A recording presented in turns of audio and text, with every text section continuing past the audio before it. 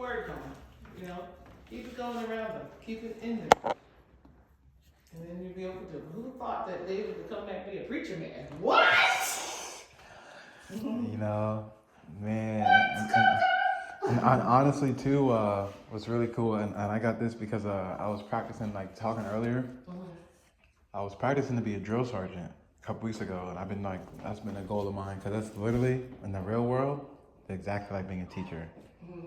Literally, everything you can imagine being a teacher is literally drill sergeant. Underpaid for the most important job in the whole industry. Right. You know? Underpaid for the most important job. You're right. You know? But it's the coolest because you have the most power and the most impact. You know, but to whom much is given, much is required. Luke 12:48. So I like that. You have the most impact. You like, give power and you have the most impact. Especially because you have to go to school. Like, the people who are able to go to school have to go to school, and it's grateful that we can, because when I went to Dominican Republic, the closest high school was 3 hours away. And you have to be able to be able to go to school. Not just academics either. You have to be sponsored, or you have to be, you know, somebody has to believe in you. So my goal, I'm telling you, like, is get the money and funds to get a school right where in Hato Mayor, right where the spot is, not anywhere around town, literally right there, connected to them. You know, get a school, literally. It could be K through 8. It could be anything, and even if it was just one grade, that would prepare. They say you want to change a town, put a school there. Remember LeBron used to always say that. That's why he has a school, which is actually crazy now that I think about that. But what about the school attached to the church? They don't do that anymore, right? I don't believe so, because I went a couple times during the week, Community Baptist, and and plus the gate was like locked as well. I noticed for the playground. But I got this mic because I was practicing for drill sergeant, and I've been wanting to be drill sergeant for a long. I've been wanting to be educator since I be like sophomore year of college kind of thing. But saw that role, and I was like, you know what? The difference in that one is like your day starts. You're in the building. Same way you 8:30. For them, it starts 4 a.m. wherever they come from. Starts and like, you know, you want to get there early so you're not running around like a crazy. You don't get there after the kids. You gotta get there before the kids are up and everything. So that's literally the exact same thing. And you still go home 11, 10 p.m. You have the ability to go home at 7, but the drill sergeant like question hour, which is like in Sigma they call it cakes and cookies, where like we finished the day with like literally just chilling, just talking, no nothing, literally just absolutely just how we are right now. That's actually so cool, and I think about that because we're doing the same thing right now. They call it cakes and cookies in Sigma. Same thing with the Army. Cakes and cookies will always be like, that's on the schedule. It said like an hour, and it said like when you read in the schedule, it says like, it makes it seem like, oh, they scheduled even more time for strictly beating us up, or strictly even like the on the Army schedule it said like drill sergeant time. So it made it seem like they can work us out or do whatever they want. And there were 1 or 2 times where we got in trouble, where instead of questions, it was straight workout because y'all was in trouble, which they're not really supposed to do at all. But it was like, y'all been acting up all day long, and because you know you got this drill sergeant question, you do whatever you want till it comes to this. Because you know the next day they kind of forget. You don't want to, even you probably as a teacher, you probably don't hold a grudge. I can't because it's too much. You know. I start fresh every day. And I really, really like that. Those are the best teachers, you know, that forgive and forget, but also they're still hard on you. They come back and still forgive and forget, but not as if you have an account. I was like, oh, you've been doing all. Yeah. Sometimes, you know, if you go out of pocket, they'll like, oh. Remind you. But yeah, long story short. So how do you become a drill sergeant though? You don't want to, because it's like becoming a teacher when you have the opportunity to start as a superintendent. So Uncle Willie's like, go the superintendent route. Oh, go to the training. Because the only one who's eligible for superintendent is people who have college degrees.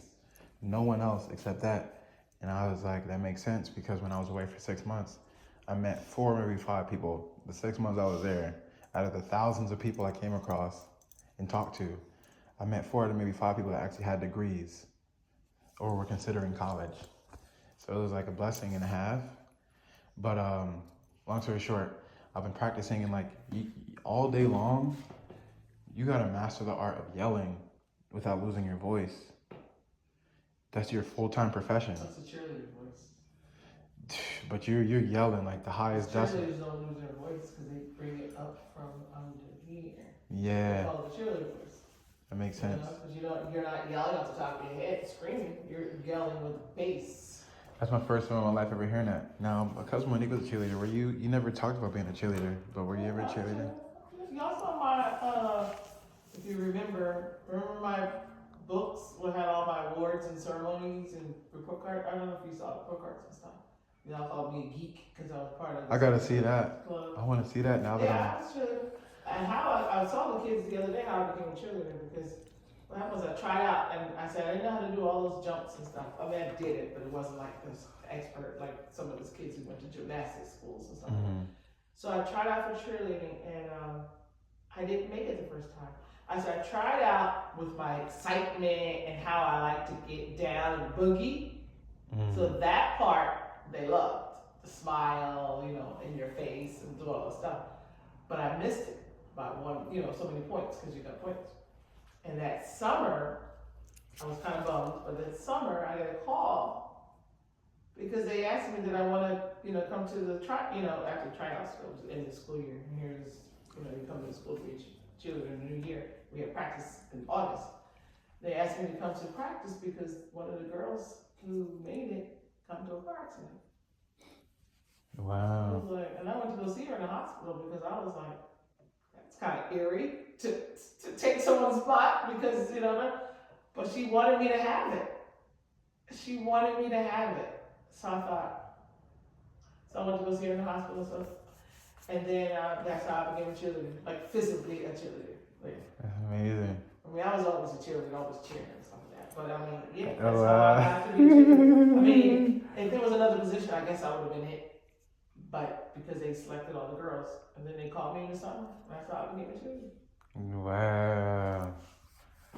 I was like, what? So, yeah, that's how my cheerleading days became my cheerleader. I don't know, I think the girl recovered and stuff. Oh. Yeah, so it just came back to mind.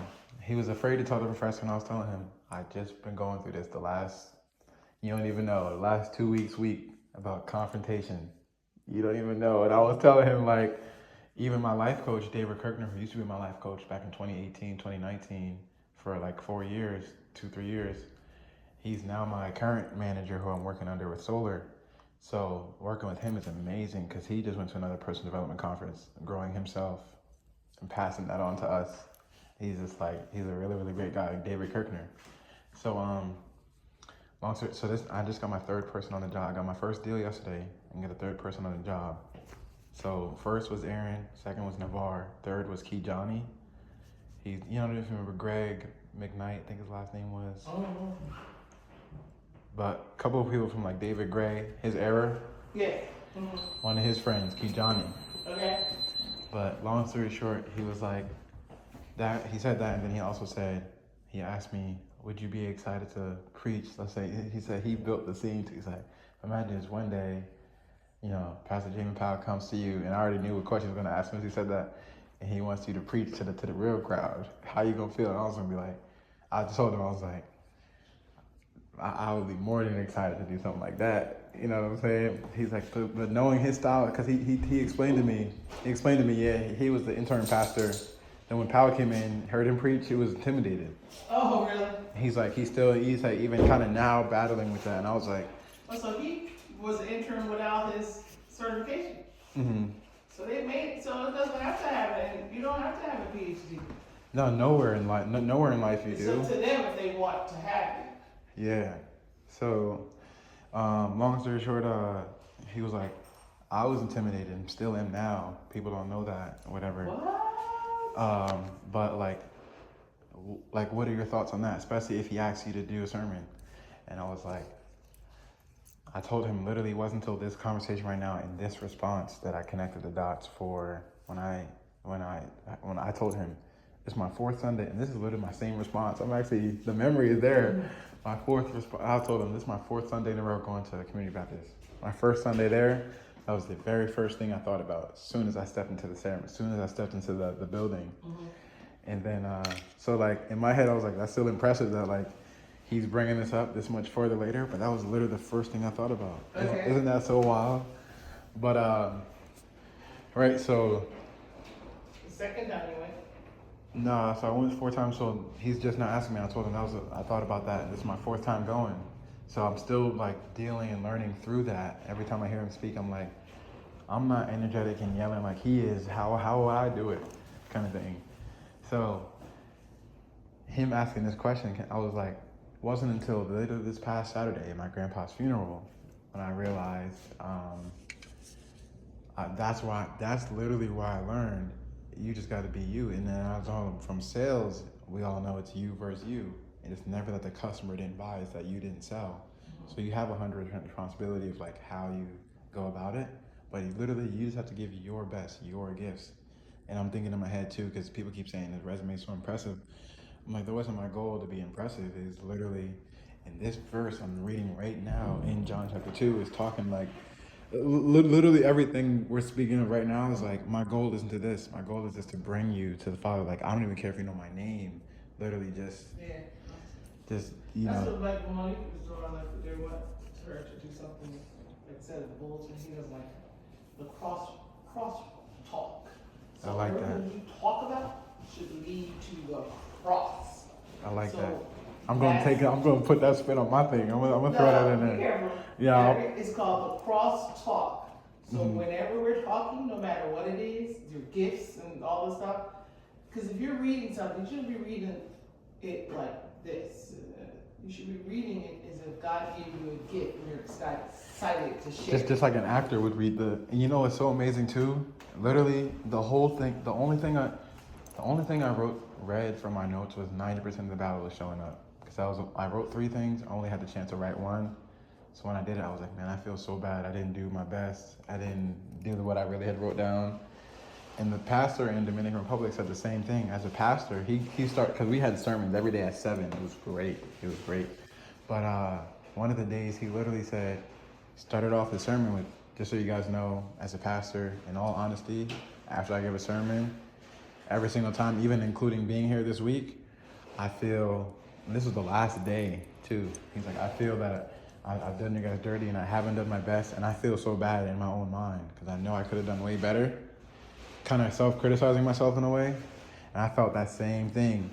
And then same thing also with the call, 6 p.m. because I literally just hit the call. I was on there for like 20 minutes or so, 21 minutes, and I just jumped off. Didn't get a chance to hear no feedback, nothing recorded. But yet you hear all this. So that's kind of how Jesus was. The story I literally just finished reading about the 2 loaves and the five loaves, 2 fish. Yeah. I'm gonna just sum this up really quick. It's my first time ever even seeing it from this lens too. So the reason why the daily devotion said read this is because the pastor said it was one day, it was in Easter. You can outlast it. I'm saying just Easter. Mm-hmm. So it was dope because Easter, he said it was a big crowd. He's preaching to 30,000 people, and he couldn't think of what he wanted to preach because of all those people. So he was like, the first thing that made me think of was, I wonder what Jesus was saying to big crowds. Mm-hmm. And I'm recording the podcast, and I literally said, man, this first memory that God puts on my mind about this is when I was in Fort Leonard Wood, Missouri. I went to Bible study, had some great experiences with Bible study over there. I went to Bible study towards the very, very end of training, right? And it was almost time to leave, and I'm so grateful I went. The guy was saying in Bible study how Jesus spent, and I applied that the 80-20 rule applies to everything. The 80-20 rule applies to everything. And the battle, you know how I was saying battle is 90% showing up, 10% of being there. It take away the 0. The battle is 9, or just like Purell, 99.9. Mm-hmm. The battle is 99.9% just being there, like just arriving, just trying to to show up. The other 1% is literally just you. Mm-hmm. Just be you, you know. So you shared with him that if you had to go in the pulpit, you would just be your best, do your best. Yeah, I was like, I would be excited to do that for sure. And I was like, just be you. And he's like, okay, cool, I like that look, kind of thing. But it was amazing because what was it? Jesus. That's what we were talking about. The story I just finished reading. He got the 2 loaves, 5 bread. 80%. First, as soon as I saw, okay, this story, 2 loaves, 2 fish, 5 loaves. It makes me think of Fort Leonard Wood. Fort Leonard Wood Bible study. The guy said Jesus spent. And I put my own twist on it. Jesus spent 80% of the time with his disciples, the 12 people, small group. So rewind. Jesus spent 80% of his time in small groups, 20% in big groups. So even though he spent 80% of the time in small groups, 20% of the time in big groups, even in the time he spent in the 80, so he spent 80% in small groups, 20% in big groups. Within that 80, he still spent 80% alone, 20% with the 12 disciples, kind of thing. So he would duck off on, like that was like his thing. So they understood that. So the people that were following him at the time, the 2 fish, 5 loaves was, they said, we don't have any food. How are we supposed to feed all these people? Right. First thing I want you to do is make all the people sit down. He's like, whoever is sitting, we will serve them food as much as they want. So the disciples got everybody to sit down, and then Jesus comes in, and one of the disciples was like, he was like, I'm blanking. I thought he said we didn't have enough to feed these people. Yeah. So one of the disciples was like, one of the guys said we don't have any food. The other one comes in after everybody gets seated. Everyone comes. Anyway, Yeah, it was, but they finally get everybody to sit down, and then a boy comes in with the 2 fish, 5 loaves, and all we have is these 2 fish and these measly 5 loaves. Mm-hmm. So Jesus ended up serving all the people who were sitting with bread, and then he served all the people that were sitting with fish. Mm-hmm. And then after that was over, he served everybody. They ate as much as they wanted, right? After it was over, he told the disciples, go pick up all the trash, all the leftovers. They picked up over 12 loaves extra of bread and fish. And, baskets, 12 baskets. So as they were doing that, he ended up ducking off and leaving. So then the people saw that he kind of ducked off. And then, once they got everything and collected everything, the next day comes around and they were like, they see the people on the boat. They only came with one boat. They see the people on the boat leaving without Jesus. So they instantly realized, okay, he must have left and went to the next city.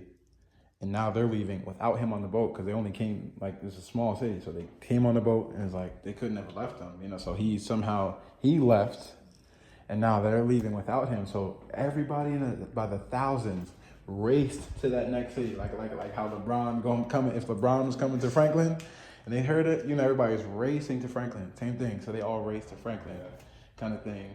And then,